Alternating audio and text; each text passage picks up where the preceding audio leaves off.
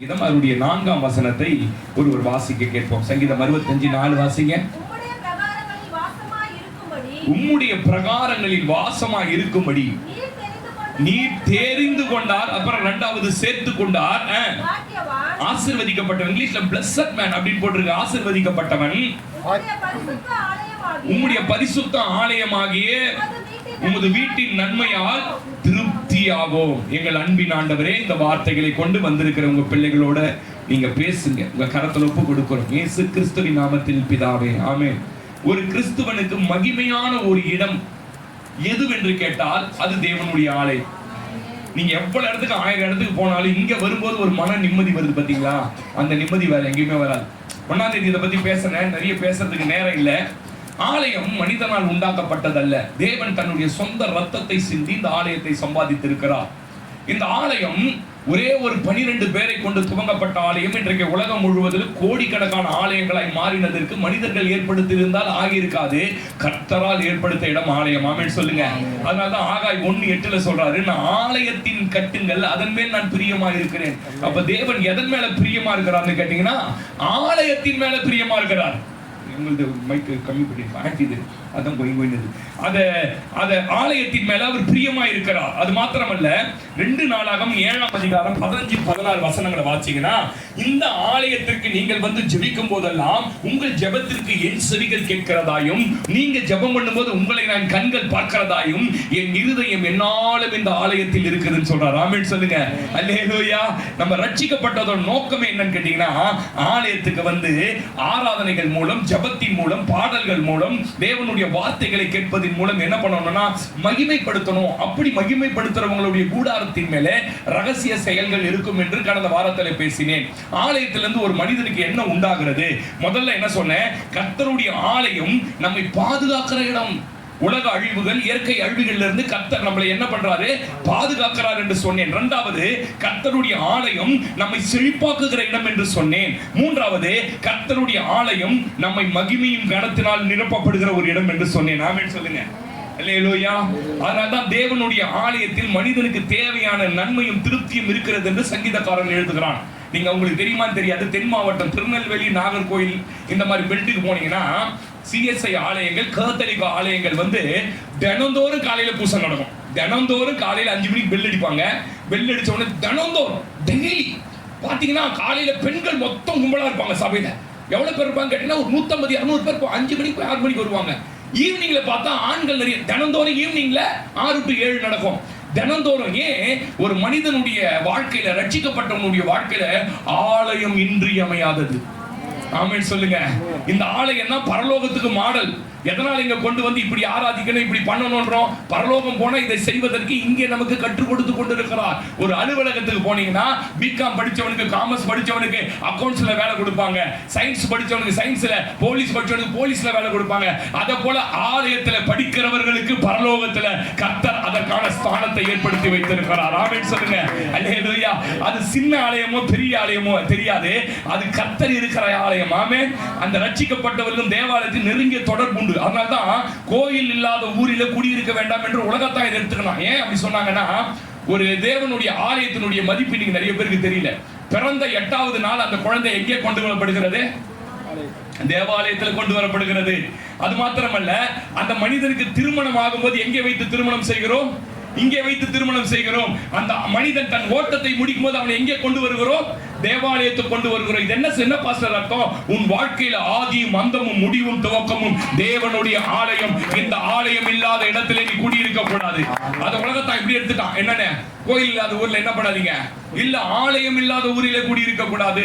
ஆலயத்துக்கும் நமக்கு ரொம்ப நெருங்கிய தொடர்பு உண்டு. அதனாலதான் சொல்லுவேன், ஆலயத்தை ரொம்ப நேசிக்கணும். நீங்க, நான் சொல்றது இந்த ஆலயம் மட்டும் இல்ல, தேவனுடைய ஆலயம் எங்க பார்த்தாலும் உலகத்தான் பாத்தீங்கன்னா கோயில் கோபுரங்களை, ஆலயத்தை பார்த்தா நம்பாளுங்க. ஆலயம் ரொம்ப மதிப்புமிக்க ஸ்தானம், தேவனால் உருவாக்கப்பட்ட இடம். இதன் மேல உங்க வாஞ்சை இருக்கணும். 84ஆம் சங்கீதத்துல சங்கீதக்காரன் சொல்றான், 10ஆம் வசனத்தை வாசிங்க பிரதர். 84ஆம் சங்கீதம் அதனுடைய 10ஆம் வசனத்தை வாசிங்க. 1000 நாளை பார்க்கிலும் 1000 நாளை பார்க்கிலும் என்ன பிரதர்? பிரகாரங்களில் செல்லும் ஒரு நாள் நல்லது. 1000 நாள் இவன் எங்க இருந்தான்னு தெரியல. ஒருவேளை டூர் கீர் போயிட்டு வந்தானா, ஊட்டி கீட்டிக்கு போனானா தெரியல. ஆனா அங்கெல்லாம் போய் பார்த்தேன், எனக்கு அங்கதான் நிம்மதி இல்ல. உன் பிரகாரங்களிலே செல்லுகிற ஒரு நாள். ஆமென் சொல்லுங்க. 1ஆம் வசனம் வாசிங்க சிஸ்டர். 1ஆம் வசனம் 84:1. சேனைகளின் கர்த்தாவே, சேனைகளின் கர்த்தாவே, உமது வாசஸ்தலங்கள், உம்முடைய வாசஸ்தலங்கள், நீங்க வாசம் பண்ணுகிற இடம் எவ்வளவு இன்பமானவைகள். எப்படி பிரதர் இருக்குது? இன்பமானவைகள். நான் உண்மையா கேக்குறேன், தப்பா எடுத்துக்காதீங்க. ஆலயத்துக்கு வர்றதுக்கு இன்பமா வரீங்களா? பாட்டு பாடுறாலாம் கொஞ்சம் சீக்கிரம் வாங்க. ஆலயத்துக்கு வர்றது எப்படி வரணும்? பிரச்சனை சொல்லிட்டா பிரச்சனை இல்லை, தனிப்பட்ட முறையில் சொன்னதான் பிரச்சனை. ஆலயம் எப்படி இருக்கணும்? நம்மளுக்கு இன்பமான ஒரு இடமா தெரியணும். நம்மளுக்கு நம்ம வாழ்க்கையில சனிக்கிழமை ராத்திரி நல்லா கொரட்டை விட்டு தூங்குற விசுவாசி நல்ல விசுவாசியே கிடையாது. சனிக்கிழமை நிம்மதியா ராத்திரி தூங்குற விசுவாசி, அவனுக்கு என்ன நோக்கம் வரணும்? சனிக்கிழமையே புடவையை ரெடி பண்ணி அயன் பண்ணி எல்லாத்தையும் ரெடி பண்ணி வச்சுட்டு ட்ரெஸ் அயன் பண்றவங்க உண்மையிலே என்ன அர்த்தம் கேட்டீங்கன்னா, ஆலயத்துல என்ன இருக்குது? அவங்களுக்கு இன்பம் இருக்குதுன்னு அர்த்தம். சொல்றார், உம்முடைய வாசஸ்தலங்கள் எவ்வளவு இன்பமானவைகள்.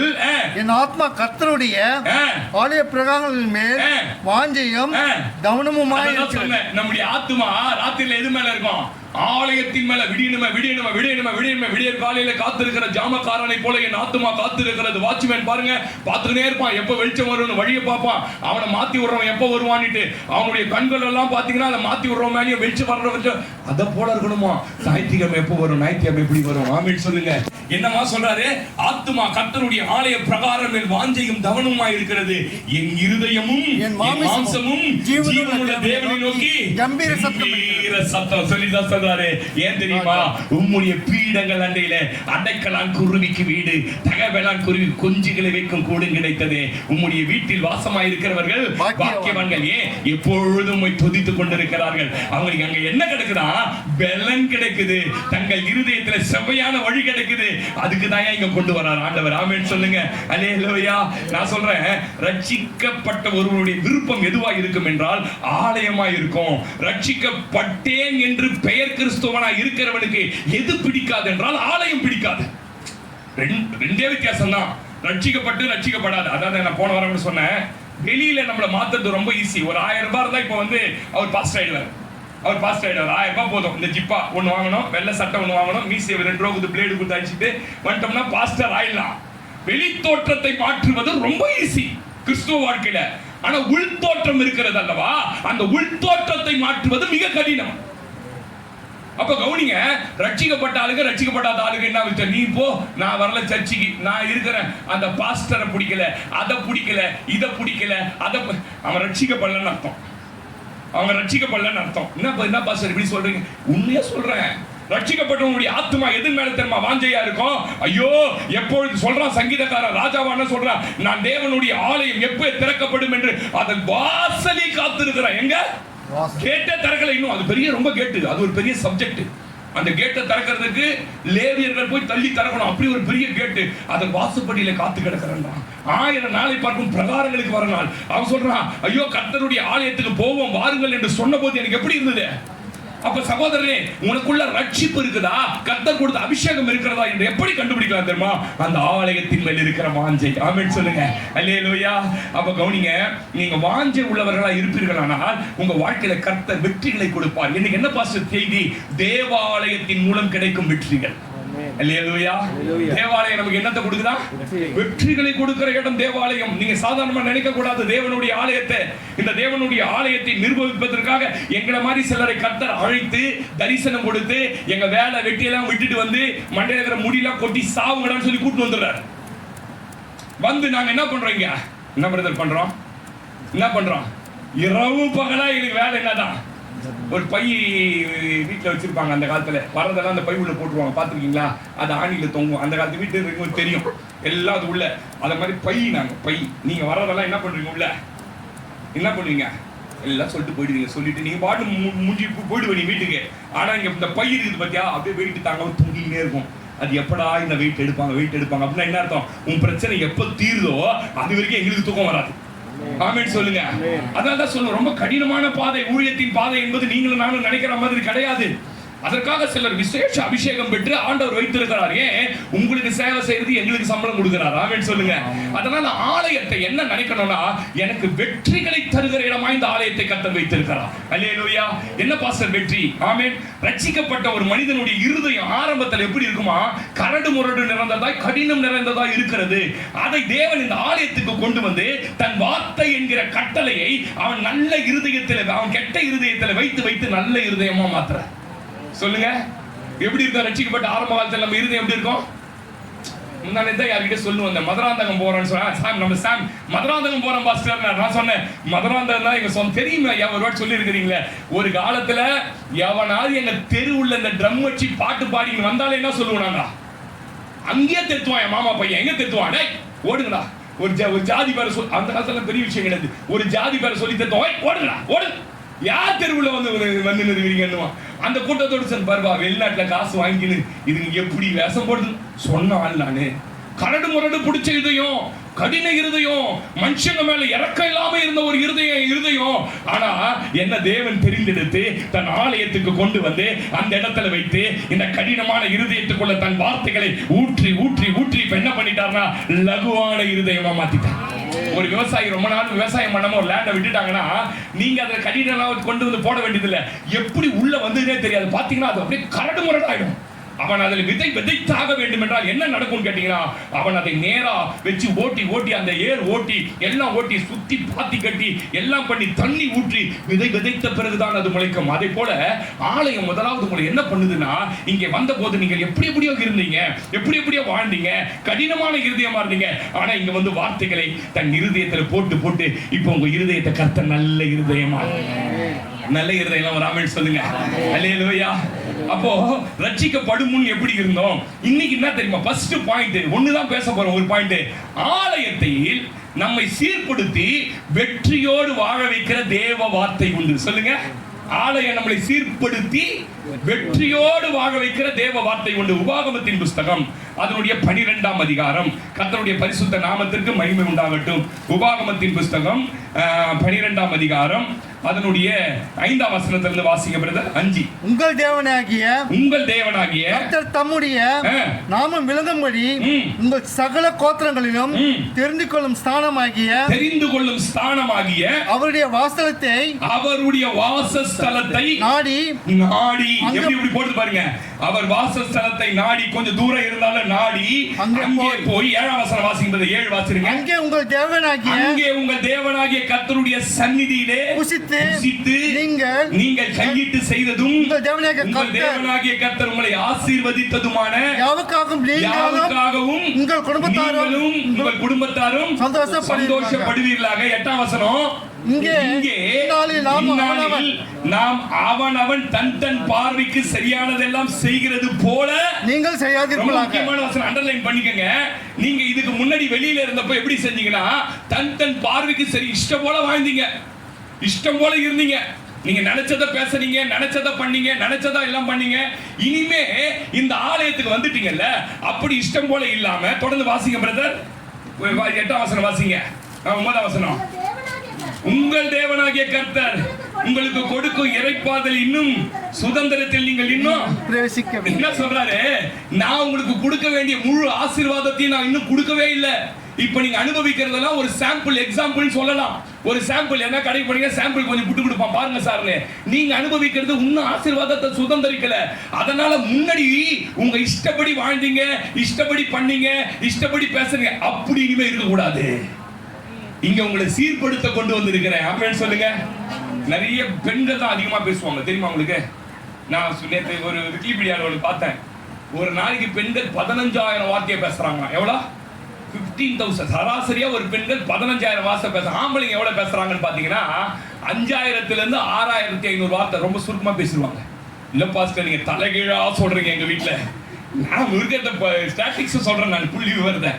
அதனாலதான் இந்த பெண்கள் ரொம்ப வீட்டுல பேசினே இருந்தா அந்த வீடு சண்டை ஆயிடும். பாத்துங்க, நிம்மதி ஆயிடும். அதனாலதான் எங்கேயாவது இந்த ஆண்களோட குடியிருப்பதை காட்டிலும் மேல் மொட்டை மாடியில குடியிருப்பதுனால பைபிள் எழுதிக்குதா?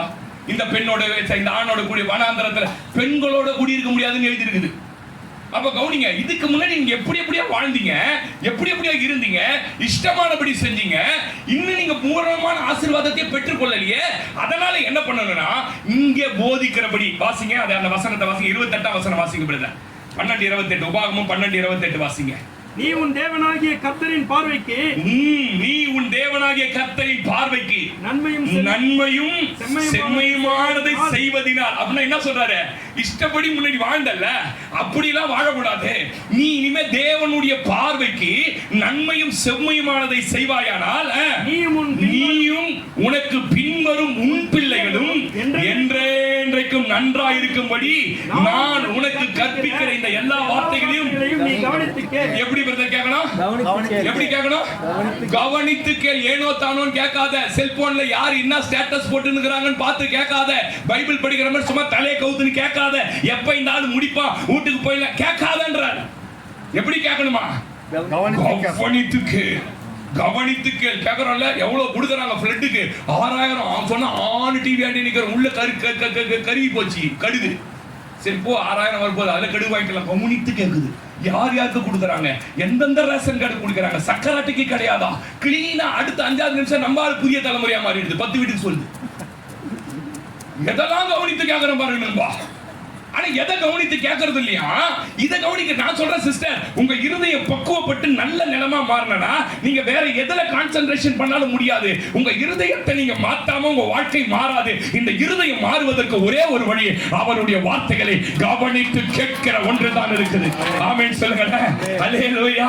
அப்ப ரட்சிக்கப்படுவோம் எப்படி எப்படியே வாழ்ந்தோம். பேதுரு சொல்றாரு பாருங்களேன். 1 பேதுரு 4ஆம் அதிகாரம் 3:4 சொல்றாரு. 1 பேதுரு 4:3 சென்ற வாழ்நாட்களிலே நாம் புறஜாதிகளுடைய இஷ்டத்தின்படி நடந்து கொண்டது போதும் அப்படின்றார். என்னது போதும்? இப்ப சொல்றாரு, அப்பொழுது நம் காம விகாரத்தையும் துர்ரிச்சைகளையும் நடப்பித்து மதுபானம் பண்ணி. கல்யாணத்துக்கு போனா என்ன பண்ணுவோம்?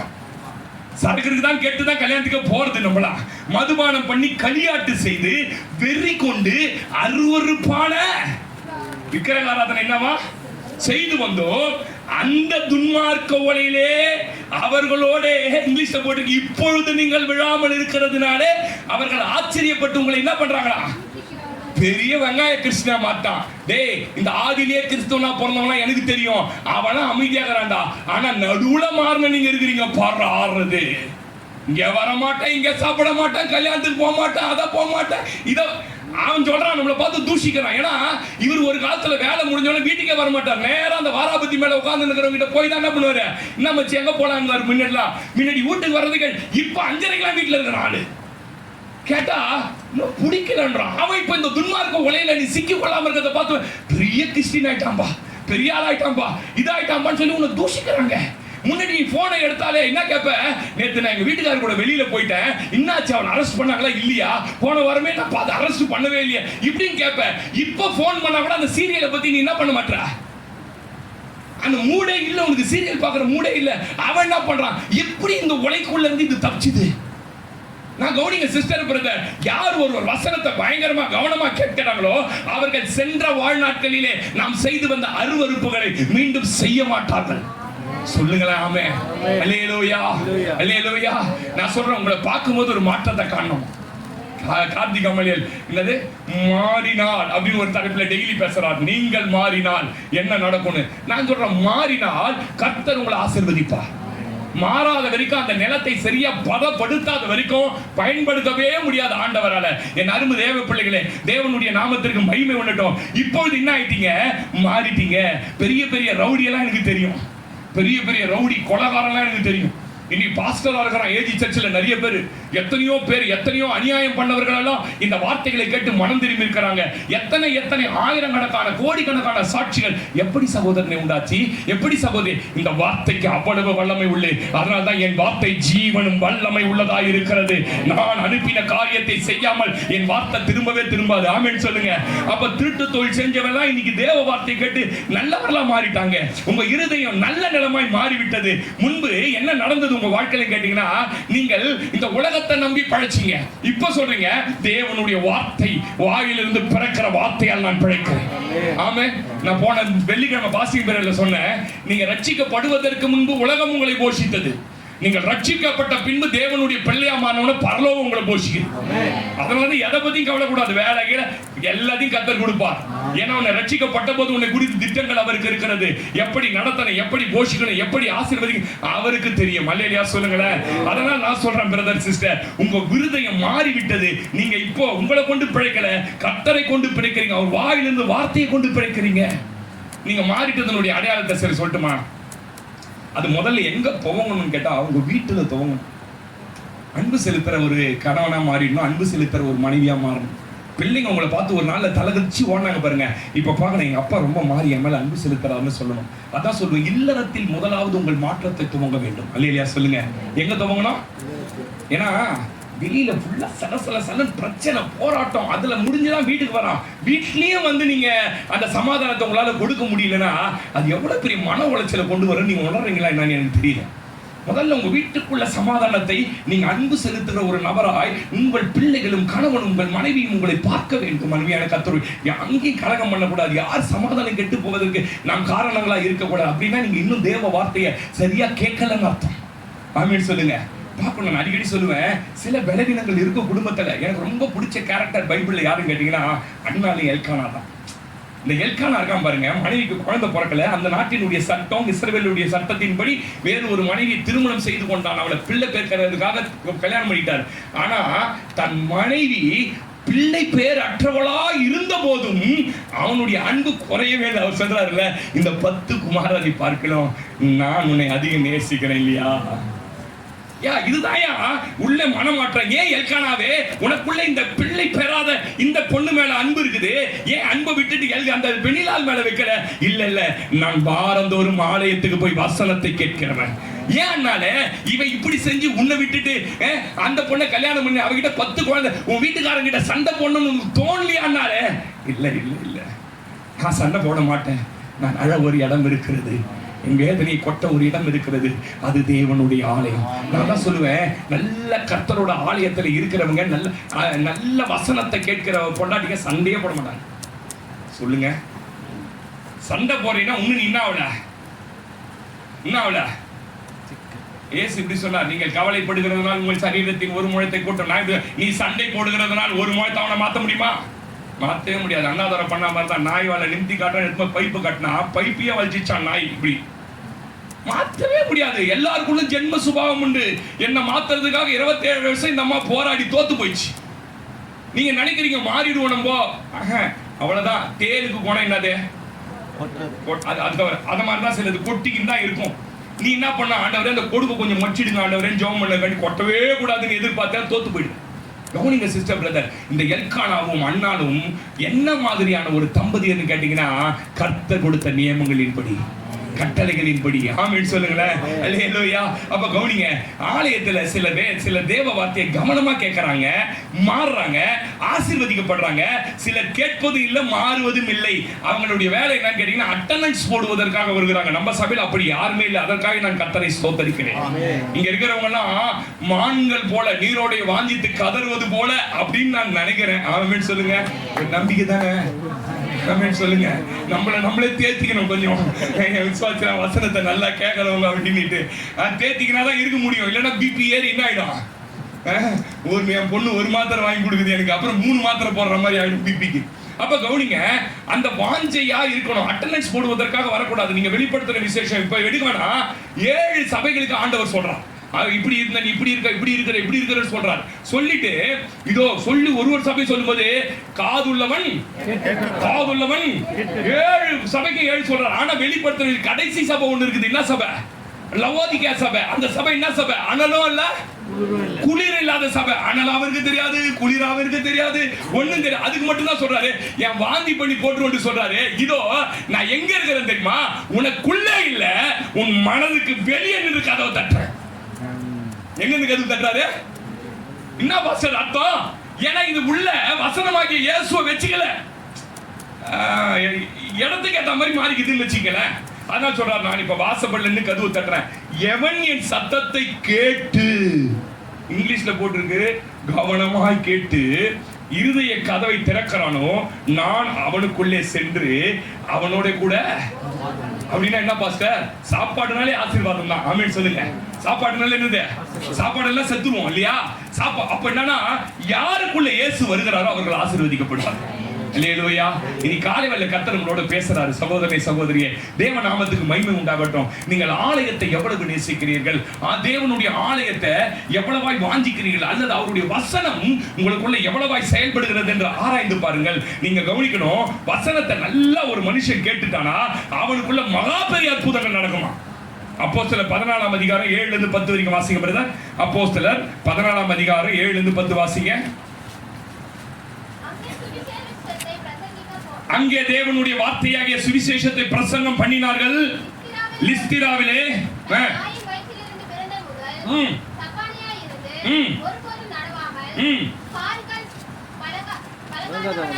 கால்கள் வழங்காதவனாய், இங்கிலீஷ் பைபிள் தான் படிச்சிருக்கீங்க. கால்கள் வழங்காதவனாய் இருந்து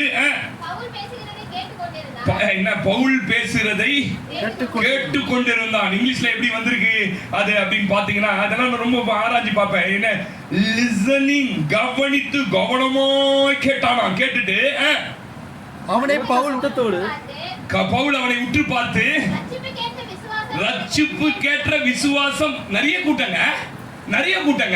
இந்த நிறைய கூட்டத்துல ஒண்ணு மாத்திரம் என்ன பண்ணுது?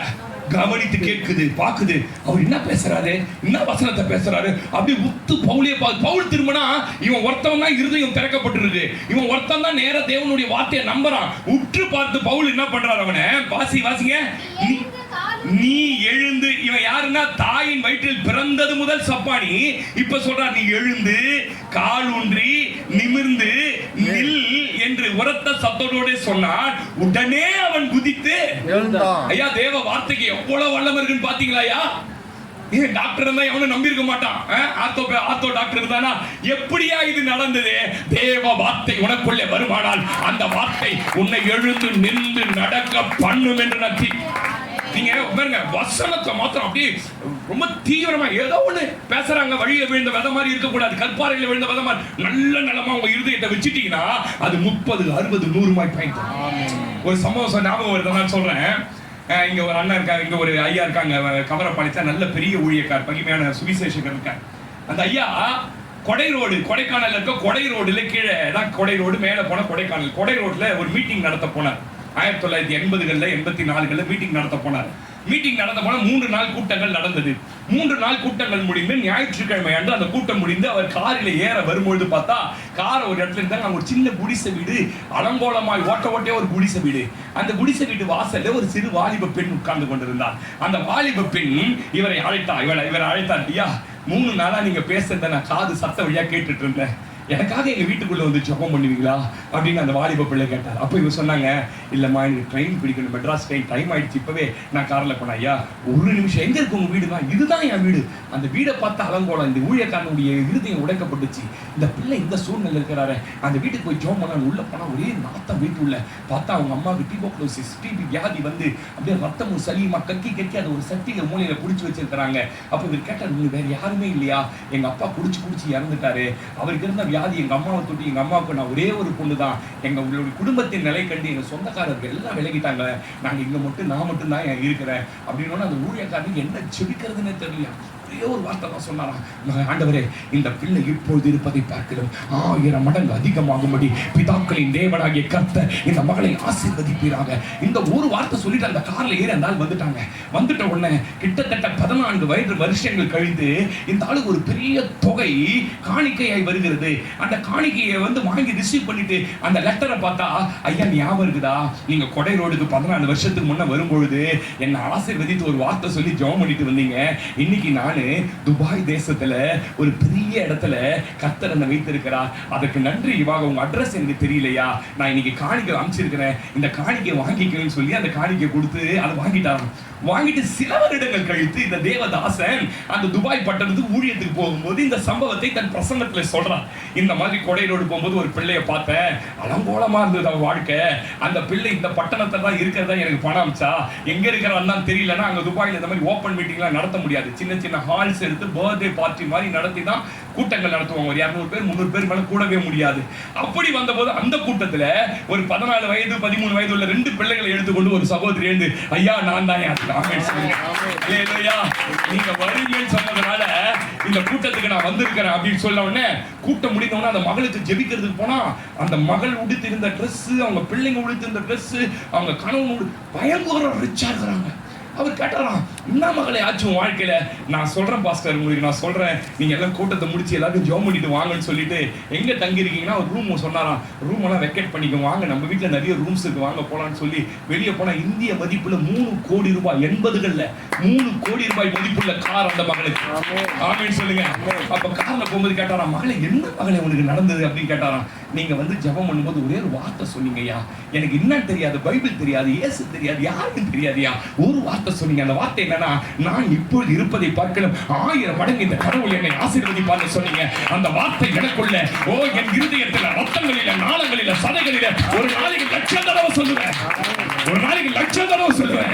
என்ன கடவுள் கைவிட மாட்டார். 1000 மடங்கு 1000 மடங்கு. என்ன நடந்ததே தெரியாது. 3 மாதத்துக்குள்ள என் அம்மா செத்துட்டாங்க. எங்க அம்மாவை ட்ரீட்மெண்ட் பண்ணி இருந்த ஒரு நல்ல டாக்டர் என் மேல ரொம்ப இறக்கப்படுவாரு. அவர் அந்த ரோட்டரி கிளப் லைன்ஸ் கிளப்ல இருந்தாரு. என் பரிதாப நிலையை லைன்ஸ் கிளப்புக்கு எடுத்து சொல்லி என்ன மேற்படிப்பு படிப்பதற்கு +2ல நல்ல மார்க் எடுத்தேன். மேற்படிப்பு படிப்பதற்கு அந்த லைன்ஸ் கிளப்பே எனக்கு உதவி செய்தாங்க. திருவனந்தபுரத்தில் இருக்கக்கூடிய ஒரு காலேஜில் பிஎஸ்சி நர்சிங் சீட் கிடைச்சி அந்த ஹாஸ்டல்லே தங்கிட்டு இருந்தாங்க. நான் 4th இயர் பண்ணும்போதே ஒரு கேம்பஸ் இன்டர்வியூல துபாயில இருந்து ஒரு மருத்துவமனை வந்து என்னை துபாய்க்கு கொண்டு வந்துட்டாங்க. துபாயில நல்ல சம்பளத்தால் வேலையில் அமர்த்தப்பட்டேன். ஆமென் சொல்லுங்க. நான் வேலை செய்து கொண்டிருந்த இடத்துல தமிழ்நாட்டை சேர்ந்த டாக்டர் ஒருவர் இருந்தாரு. அவர் என்ன பார்த்து என் ஒபீடியன்ஸை பார்த்து என்ன பார்த்துட்டு, நான் உங்களை திருமணம் செய்து கொள்ள விரும்புறேன், உங்க அட்ரஸ் இருந்தா கொடுங்க, நான் சென்னை தமிழ்நாட்டில் உங்க வீட்டில் போய் ஃபேமிலியில பேசி நான் சொல்றேன்னாரு. அங்க அவர் சொல்லியிருக்கிறா, எனக்கு தாய் கிடையாது, நான் ஒரு அனாதை, என்னை இந்த மாதிரி ரோட்டரிக்கு தான் படிக்க வச்சு நான் இங்க வந்திருக்கிறேன்னு சொன்ன போது, அங்க நீங்க என்ன திருமணம் செய்ய உங்களுக்கு விருப்பமானு கேட்டிருக்காரு அந்த டாக்டர். இவன் சொன்னாரா, நான் திருமணம் பண்ணிக்கிறேன் அப்படின்னு சொல்லும்போது 2 பேரும் திருமணம் செய்து கொண்டார். நடந்தது என்ன தெரியுமா, ரொம்ப திறமையானவர், இந்த ஸ்கல் ஓபன் பண்ணி பண்ற டாக்டர் அவர். அந்த இது அவர் ரொம்ப திறமையானவர், நாட்கள் சந்ததி, இவர் பயங்கர அப்பாயின்மெண்ட்ஸ். அங்கே சொந்தமா இடம் வாங்க முடியாது துபாயில. அங்க ஒரு பெரிய காம்ப்ளெக்ஸையே வாடகைக்கு எடுத்து சொந்தமாய் மருத்துவமனை நிறுவினார்கள். இங்கே ஒன்றும் இல்லாதவன் அங்கே எஜமானியாய் மாற்றப்பட்டான். ஆமென் சொல்லுங்க. அது பேசி முடிக்கிறதுல வீடு வந்துச்சு. அந்த வீட்டை பார்த்து அசந்து போயிட்டாங்க. அங்க போன வீட்டை பார்த்து இன்னி வரைக்கும் சொல்றாரு, எனக்கு காணிக அதிக மாசந்தோறும் கொடுக்கிறது அந்த பொண்ணுதான். இந்த தேவ வார்த்தை என்ன தெரியுமா பண்ணோம், இல்லாதவனை சிறியவனை குப்பையிலிருந்து எடுத்து எளியவனை, ஹல்லேலூயா. நான் சொல்றேன், இந்த தேவ வார்த்தையை கவனமாய் கேட்கிற மகளே, மகனே, வாழ்க்கை வெறுமையா போகாது. அந்த மகளுக்கு செய்த அந்த தேவன் இன்றைக்கு ஜீவன் உள்ளவராய் இந்த ஆலயத்திலே உலாவி கொண்டிருக்கிறார். உன் அறிவு மேல, உன் திறமை மேல, உன் படிப்பு மேல கவனம் வச்சு இதுல நான் பழிச்சிட நினைக்காத. இந்த வார்த்தை சொல்லுகிறது மத்தேயு 4:4, கர்த்தருடைய வாயிலிருந்து பிறக்கிற ஒவ்வொரு வார்த்தையினாலும் மனுஷன் பிழைப்பான். என் சகோதரனே, அந்த சகோதரிக்கு செய்த தேவன் இன்னைக்கு என் மத்தியில ஜீவன் உள்ளவராய் இருக்கிறார். என்ன நடந்த வாழ்க்கையில தெரியுமா, மகா பெரிய அற்புதம். ஏன் தெரியுமா, கவனமாய் கேட்டான். அல்லேலூயா சொல்லுங்க. என்ன பாஸ்டர் கவனமா கேட்கும் போது நடக்கும்? கடகடன்னு சொல்லி ஒரு 3 பாயிண்ட் முடிச்சிடுறேன். 28:1 வாசிங்க. உபாகமும் 28:1 வாசிங்க. உபாகமும் 28:1 வாசிமா. இன்று நான் உனக்கு விதிக்கிற உன் தேவனாகிய கர்த்தருடைய கட்டளையின்படி எல்லாம்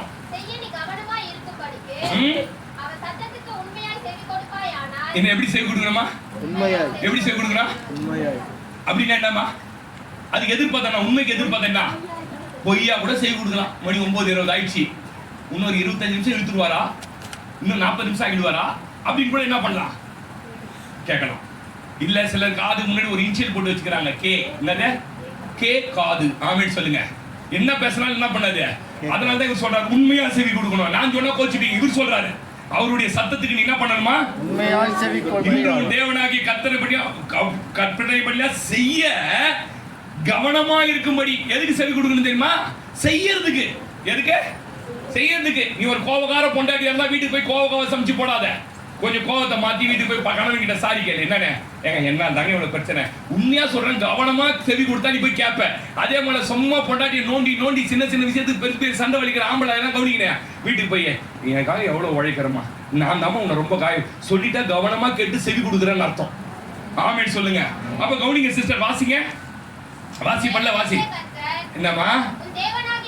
கவனமா இருக்கும்படி அவர் சத்தத்திற்கு உண்மையாய் செவி கொடுப்பாயானால் உன் தேவனாகிய கர்த்தர் பூமியில் உள்ள சகல ஜாதிகளிலும் எப்படி சிஸ்டர் இருப்பாரா? மேன்மையாக சகல ஜாதிகளிலும். ஆமென் சொல்லுங்க. ஜாதிகள் ஜாதிகள் கவனிக்கணும் இத. அப்படின்னா என்னது? பாஸ்டர் குறிப்பிட்ட அந்த ஜாதி பெருசாகறான் பாஸ்டர், இவன் தான் பாஸ்டர் பணக்காரனாக இல்ல. அவர் சத்தத்துக்கு கவனமா செவி கொடுத்தா பூமியில் உள்ள சகல ஜாதிகளிலும். ஆமென். ஒரு டிரான்ஸ்லேஷன் சொல்லிட்டு இருக்கு, உன் ஜாதியில உன் ஜாதி ஜனத்துல யாருமே இல்லாத இடத்துல உன்னையும் உன் பிள்ளைகளையும் கர்த்தர் ஒரு மேன்மையான கையை தட்டி தான் சொல்லுங்க. என் பிள்ளைகளை கர்த்தர் மேன்மையான சொல்லுங்க. அல்லேலூயா. ஒரு மேன்மையான இடம். இப்பொழுது நான் சொல்றேன், உங்க குடும்பமும் நீங்கள் ஒரு தாழ்மையான இடத்துல இருக்கலாம் சகோதரா. ஒரு தாழ்மையான இடத்துல மற்றவர்கள் மதிக்காம கடைசி பத்திரிக்கை உங்களுக்கு வருதா? நான் சொல்றேன், முதல் பத்திரிக்கை பழத்தோட வரணும். கர்த்தர் உன்னை மேன்மைப்படுத்துவார். ஆமென் சொல்லுங்களேன். அல்லேலூயா. கடைசி பத்திரிக்கை வைக்கிறதுடைய அர்த்தம் என்ன யாருக்குன்னா தெரியுமா? கரெக்டா சொன்ன, கை தட்டுங்க அவருக்கு. கடைசி பத்திரிகைகளுடைய அடையாளம் என்ன தெரியுமா? அத்தை புள்ளியா வந்து பிறந்துட்டிய, அதனால எத்தாந்து சொம்மான சம்பிரதாயத்துக்கு நான் ஒரே ஆள் தான் ஓடினது. நம்ம மாமா பத்தி தான் தெரியுமாடா, அவரு எங்கடா வருவாரு. அதனால கடைசியா நம்ம நாங்க வந்து கல்யாணம் என்னைக்கு? புதன்கிழமை கல்யாணம். என்னைக்கு எத்தாந்து வைப்பா பத்திரிக்கை? அப்பவே நீ புரிஞ்சுக்கணும், இந்த கல்யாணத்துக்கு நாட் அலோடு ஃபார் மீ. எனக்கு என்ன கூப்பிடுறதுக்கு அவங்களுக்கு விருப்பம் இல்லை அப்படின்னு தெரிஞ்சுக்கணும். சிலதெல்லாம் வந்துட்டாங்களேன்னு ஓடுறது, அங்க போனா பன்னீர் தெளிக்க மாட்டான் பாத்துங்க. ஆமென் சொல்லுங்க. இன்னைக்கு நீ கீழே இருக்கலாம் சகோதரியே. இன்னைக்கு உன் குடும்பம் மத்தவங்க பார்வைக்கு அற்பமா இருக்கலாம். ஆனா ஒரு நாள் வரும், இவர் வார்த்தையை கவனமாய் கேட்க கேட்க கேட்க என்ன நடக்கும்? சகல சொந்தக்காரங்க மத்தியில உள்ள கர்த்தர் ஆமென் சொல்லுங்க ஒரு மேன்மையான இடத்திற்கு. ஆமென். எத்தனை பேர் நம்புறீங்க நான் மேன்மையான இடத்துல இருப்பேன், என் குடும்பம் மேன்மையான இடத்துல இருக்கும்? ஆமென் சொல்லுங்க.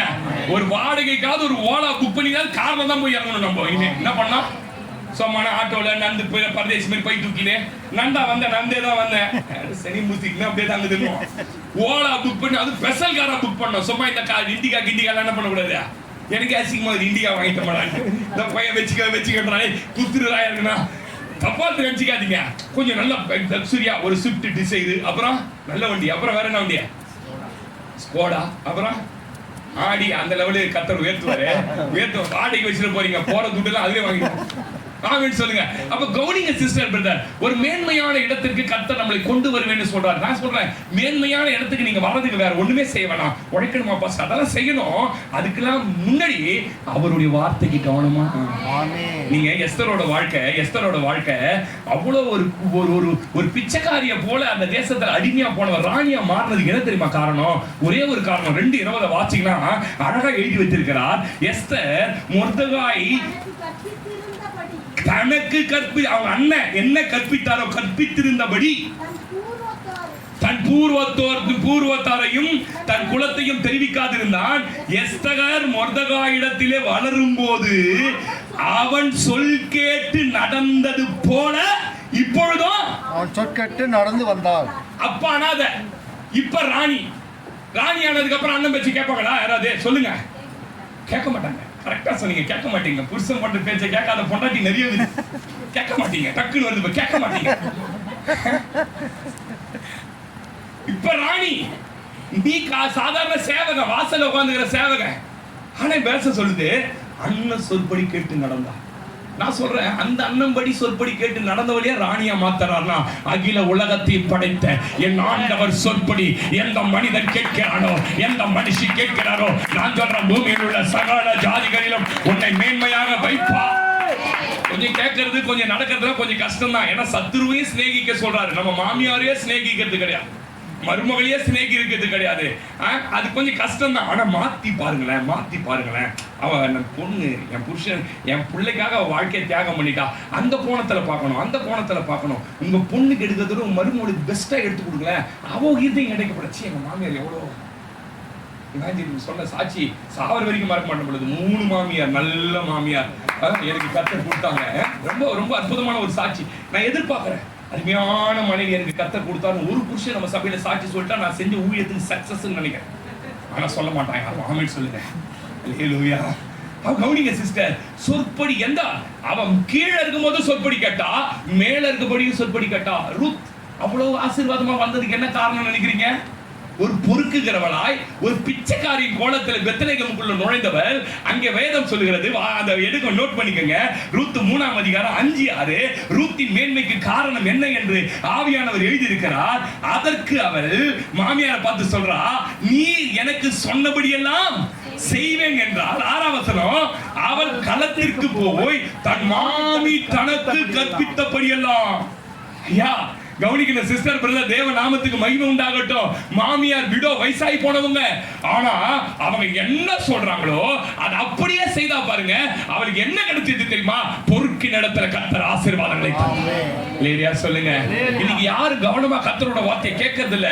ஏதோ போற போக்குல அப்படியே அல்லாஹ் ஊதுறான் பாருங்க, அப்படி கேட்டுட்டு போயிட்டு இருக்கிறோம். இல்ல பிரதர், இத கவனமா கேட்கணும். இரவு பகல உட்கார்ந்து இத படிச்சு பாருங்களேன். நான் சொல்றேன், கர்த்தர் ஒரு மேன்மையான இடத்திற்கு. ஆமே சொல்றது, நான் அடிக்கடி சொல்லுவேன், சொல்றது யாருன்னு பார்க்காதீங்க, பேசுறது யாருன்னு பார்க்காதீங்க. அவங்க கேரக்டர் நல்லா இருக்கான்னு பாருங்க, அது மட்டும் போதும். ஆனா சொல்றவன் யாரா இருந்தாலும் அது கேட்டுக்கணும். எனக்கு ரொம்ப பிடிச்ச கேரக்டர் பைபிள் யார் தெரியுங்களா? பார்வோன். என்ன பாஸ்டர் பார்வோனை பிடிக்குன்னு சொல்றீங்க? ஆமா, அவன் தலைமுறையா ராஜா, சாதாரண ராஜா இல்ல, தலைமுறையா பாரஸ் ராஜாவா இருக்கிறாங்க. இப்ப அவனுக்கு ஒரு சொப்பனம், அந்த சொப்பனம் வந்தாலும் சொப்பனம் புரியல. மந்திரவாதி எல்லாம் கூட்டு மந்திரம் பண்ணி பாக்குறான், சொப்பனம் புரியல. சிறைச்சாலைக்குள்ள ஒருத்தவன் கிடக்குறான். என்ன குற்றச்சாட்டு? குற்றச்சாட்டுமா செய் நேரத்தை குற்றச்சாட்டா? மண்பான திரும்ப குற்றச்சாட்டா?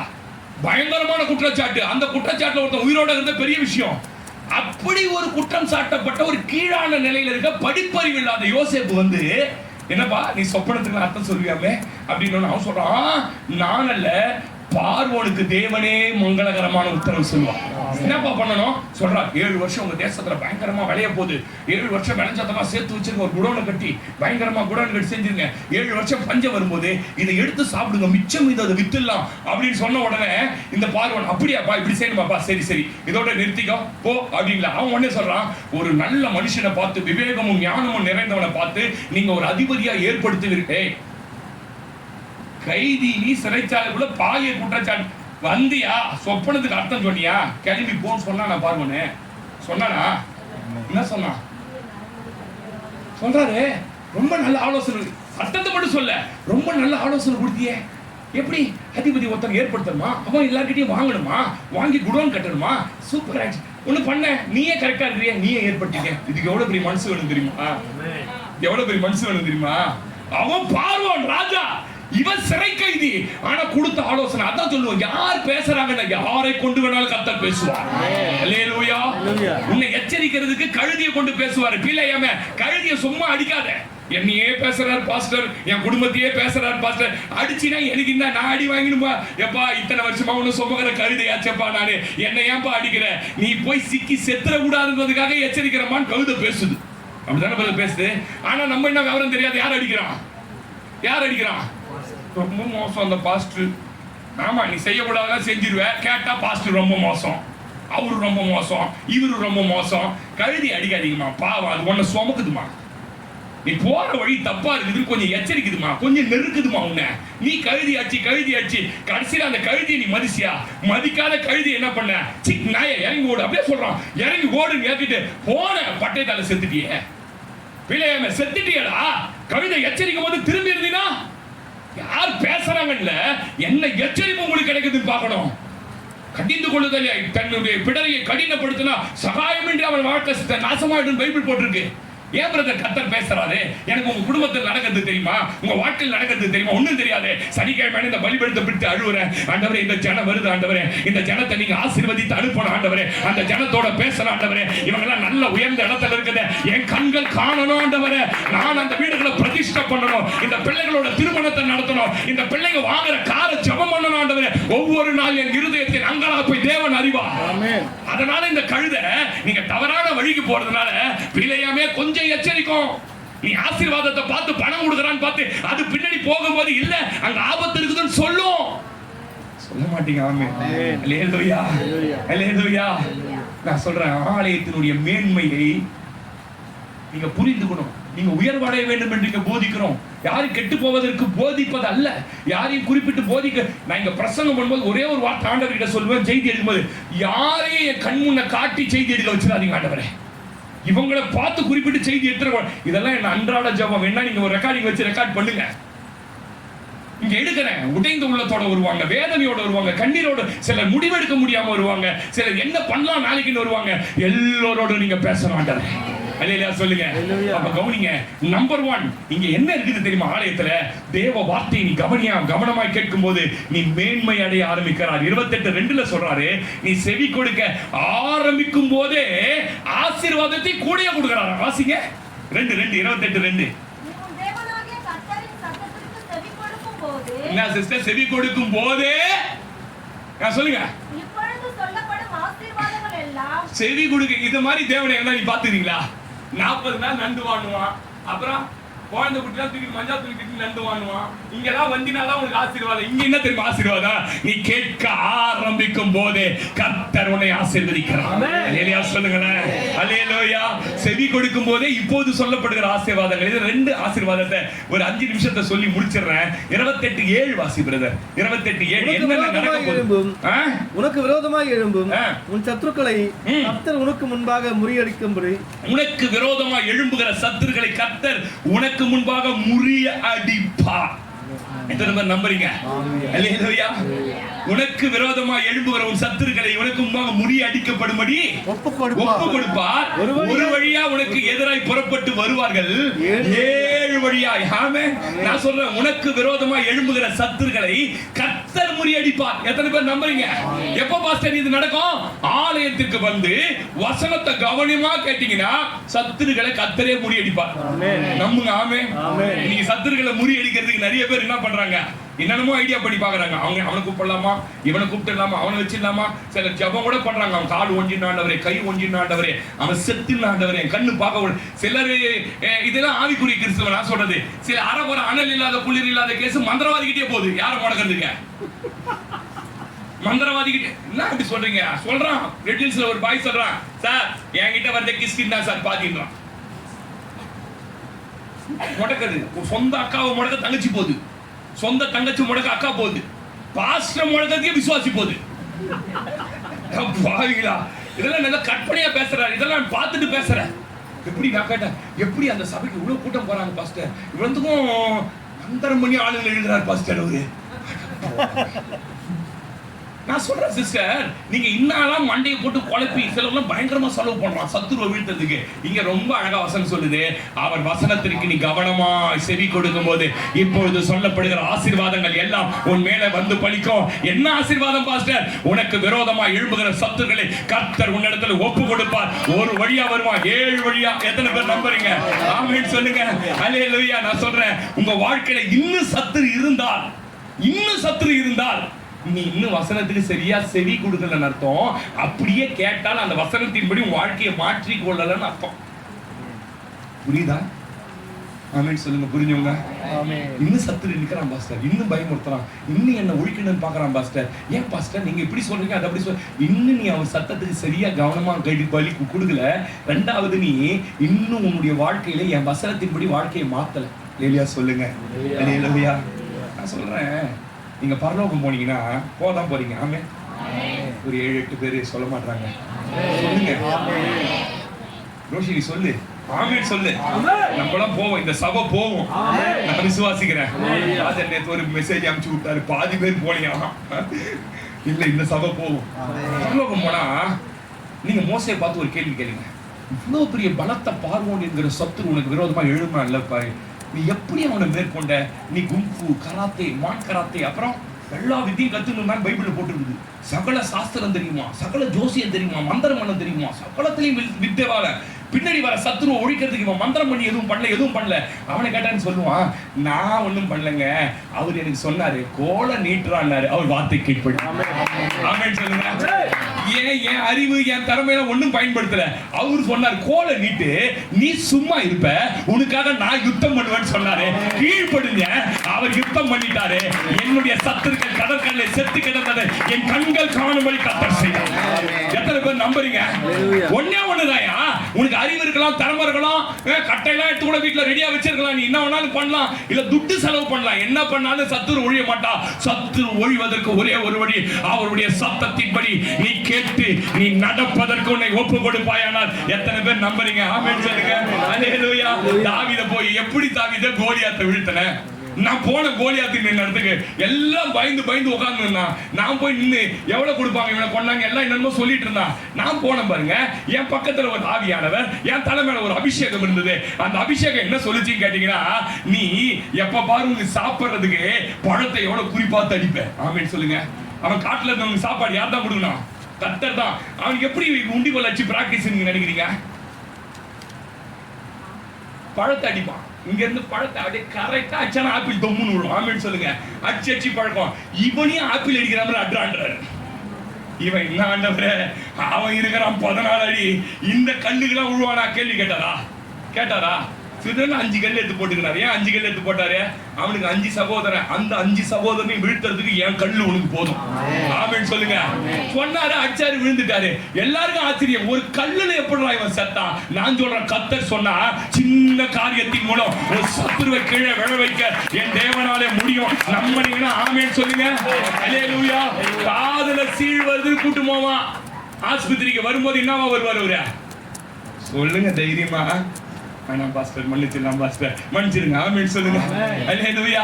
நம்ம நினைக்கிறேன், எனக்கு என்ன ரட்சிப்புல நடத்தின ராஜேந்திரன் சொன்ன சாட்சி சொல்லிட்டு நான் அடுத்து போய் கடந்து போறேன். 5 சகோதரி கல்யாணம் பண்ணணும். இவர் வேலைக்கு சேர்ந்துட்டார். இன்னும் கொஞ்ச நாள் கன்ஃபார்ம் ஆக போறார் இந்தியன் ஆயில் கார்பரேஷன்ல. அந்த ஸ்தானத்துக்கு தான் மச்சான கொண்டு வந்து வைக்கிறதுக்காக, அந்த ஸ்தானத்துல மச்சான கொண்டு இவரை என்ன டார்ச்சர் கொடுத்தா கன்ஃபார்ம் ஆகும் இவர் வேலையை விட்டு தூக்கிறதுக்கு எல்லா அதிகாரிக்கு சொல்லிட்டான். யாரு? அடுத்த வாரம் இவரை வந்து தூக்க போறாங்க வேலையில இருந்து. திடீர்னு பாத்தீங்கன்னா கால் வலிக்குதுனாரா, கால் வீங்குதுன்னாராம். அங்க இருந்து சென்னை அப்போலோ கொண்டு வந்தாங்க, திருச்சியில இருந்து கொண்டு வந்தாங்க. திரும்பி ஒரு வாரத்துல அவர் வீட்டுக்கு வரும்போது பாடியா வந்தார். சொல்லுங்க ஐயா, நான் சொல்லட்டுமா? உன் வாழ்க்கையை ஒருத்தன் பிரிக்க போறான், உன் குடும்பத்தை ஒரு சத்துரு அழிக்க போறான். அந்த ஸ்டேஜுக்கு அவன் வந்தான கர்த்தர் சும்மாவே இருக்க மாட்டாரு. அவனுக்காக உனக்கு ஆமென் கையை தட்டுங்க. அல்லேலூயா, அல்லேலூயா. அதனாலதான் 23ஆம் சங்கீதம் 4ஆம் வசனத்துல தைரியமா சொல்றான் சங்கீதக்காரன், எனக்கு ஒரு சத்துருக்கு முன்ன பந்தி வந்ததுன்னா அது என்னால இல்லப்பா, நீர் எனக்கு ஏற்படுத்தின பந்தி. எப்படி தாவீதே, எப்படி தாவீதே? என் தலையின் மேல ஒரு அபிஷேகம் இருந்தது. அந்த அபிஷேகம் எனக்கு ஆலோசனை தந்தது. உங்க தலையின் மேல அபிஷேகமும் உங்க இருதயத்துல கர்த்தருடைய வசனம் இருந்தா போதும், நீங்கள் மேலே உயர்வதையும் சத்துரு கீழே இறங்குவதையும் காண்பீர்கள். ஆமே.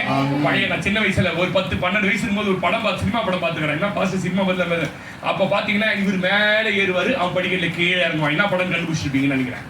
நான் சொல்ல மாட்டேன், ஆமே சொல்லுங்க. அப்படியே இவன் கொஞ்சம் கொஞ்சமா பால் வியாபாரம் பண்ணி மேலே ஏறுவார். அவர் என்ன பண்ணுவாரு? கீழே இறங்குவார். மாதிரி ஆளெல்லாம் வச்சு கத்த நல்ல, அதாவது ரொம்ப பரிசுத்தமா மாதிரிலாம் நம்ம என்ன பண்ணக்கூடாது, நடிக்கூடாது. ஆமென் சொல்லுங்க. பார்த்துட்டு தானே வந்துக்கிறோம். இப்பயும் போட்டானா, பாட்டு போட்டானா என்ன ஆகுது நம்மளுக்கு தெரியும், நம்மள அறியாமலே காணாத நெஞ்சின்னா போகுது அப்படின்னு.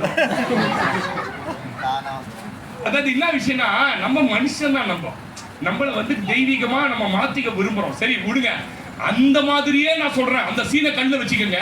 நீ மேலே ஏறுவ, உன் சத்துரு கீழே இறங்குவத, சத்துருக்கு முன்ன கர்த்தர் பந்திய ஆமென் சொல்லிடுங்க. அல்லேலூயா. எத்தனை பேர் நம்புறீங்க? ஆமென். அதனால தான் 23 யாத்திராகமம் 23 22 வாசிங்க. எல்லாம் வீட்டுல நோட் பண்ணிக்கங்க. நீ அவர் வாக்கை நன்றாய் கேட்டு நான் சொல்வதையெல்லாம் செய்வாயாகில் நான் உன் சத்துருக்களுக்கு சத்துருவாயும் உன் விரோதிகளுக்கு யாரா யாரா? கர்த்தரே உன் சத்துருக்கு சத்துரு, உன் விரோதிக்கு விரோதியா மாறுறாரு. அப்புறம் 23 என்ன சொல்றாரு? தூதனானவர் உனக்கு முன் சென்று எமோரியரும் ஏத்திரியும் பெரிசிலும் கானானியரும் ஏவியரும் எபூசிலும் இருக்கிற இடத்துக்கு உன்னை நடத்தி கொண்டு போவார். அவர்களை நான் அதம் பண்ணுவேன் சொல்லிட்டு 27 சொல்றாரு. 27ஆம் வசனம், எனக்கு பயப்படும் பயத்தை உனக்கு முன் செல்லும்படி செய்வேன். நீ செல்லும் இடமெங்கும் உள்ள ஜனங்கள் எல்லாரையும் கடங்கடித்து உன் சத்துருக்கள் எல்லாரையும் முதுகு காட்ட பண்ணுவேன். சொல்லுங்க எல்லாரும். என்ன பண்ண சொல்லுவாரு? இதுவரைக்கும் நெஞ்ச நிமித்தி நின்னா பாரு சத்துரு, இனிமே அவன் முதுகு காட்டி ஓடுவதை உன் கண்கள் காணும், கண்கள் காணும். உனக்கு முன்பாக ஒருவனும் நிற்பதில்லை, உனக்கு விரோதமா எழுப்புகிறவளை கர்த்தர் சிதறடிப்பா. ஏன் சொல்லிட்டார்? உன் சத்துரு ஏன் சத்துரியா? ஏன் சத்துரு அவன், நீ உன் சத்துரு நினைக்காத, ஏன் சத்துரு அவன். எத்தனை பேர் நம்புறீங்க? அல்லேலூயா. என்ன பாஸ்டர் நடக்கும் என் வாழ்க்கையில? இனிமே கேட்காதீங்க, உன்னை மேன்மையான இடத்துல கர்த்தர் வைப்பார். இரண்டாவது சத்துரு கழிப்பார். மூணாவது சொல்ல நேரம் இல்ல, கையிடும் வேலையெல்லாம் ஆசீர்வதிப்பார். உன் தொழில் எப்படி இருக்கணும், நீ பண்ற வியாபாரம் எப்படி இருக்கணும், எப்படி வியாபாரம் இருந்தா ஆசீர்வதிக்கப்படும். அடுத்த வாரம் பேசுறேன் நானு. எல்லா கண்களை மூடுவோமா? எல்லா கண்களை மூடுவோம். கொஞ்சம் நேரத்துக்கு முடிச்சு ஜனங்கள் அனுப்ப வேண்டியிருக்கு. எல்லாரும் கமிட்மெண்ட் வராங்க. ஹல்லேலூயா ஹல்லேலூயா. எல்லா கண்களை மூடுவோம். இந்த காலை வேளையில கர்த்தர் உன்னை ஆசீர்வதிக்கும்படியாக இந்த ஆலயத்தை உனக்காக திறந்து கொடுத்திருக்கிறார் மகனே, உனக்காக திறந்து கொடுத்திருக்கிறார் மகனே. ஆலயத்துல கொண்டு வந்தவர்களை கர்த்தர் ஒரு நாள் கைவிட மாட்டாரு. ஆலயத்துக்கு வந்தவங்களை ஒரு நாள் கர்த்தர் விலக மாட்டார். எத்தனை பேர் நம்புறீங்க? அப்படியே கண்களை மூடி, கையேடும் வேளையில் ஆசீர்வாதங்கள், காலங்களை நிரப்பிடும் தானியமோ, கையிடும் மேளையில் ஆசீர்வாதமோ, காலங்களை நிரப்பிடும் தானியமோ, நிறைவான நன்மைகள் உண்டாக கர்த்தர் உன்னை மேன்மையாகவே. கரங்களை தட்டி